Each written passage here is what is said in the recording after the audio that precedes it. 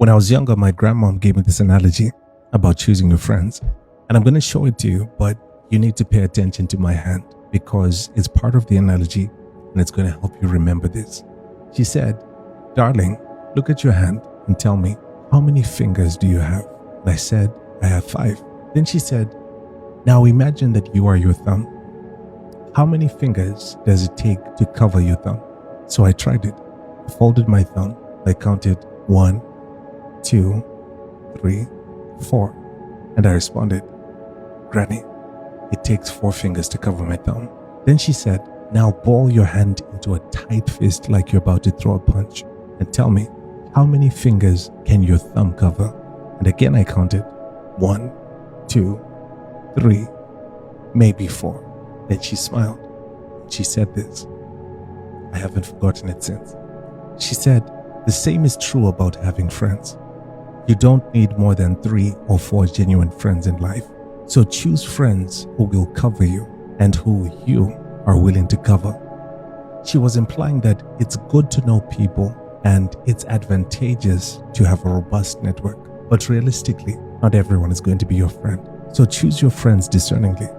And to help you, choose friends who will cover you and who you are willing to cover. Unfortunately, we are under the delusion that family must be those friends all the time. Sometimes you find friends in your family, but sometimes your family could be enemies. You can't decide who your people are because they're related. You decide by who's willing to cover you and who you're willing to cover.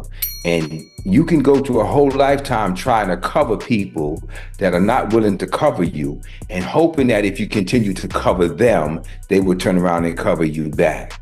But the wisdom comes in knowing who you are willing to cover and who is willing to cover you. Because if you don't, you find yourself consistently living in a sinkhole of trying to make something happen that's never going to happen. Choosing your friends wisely means just that.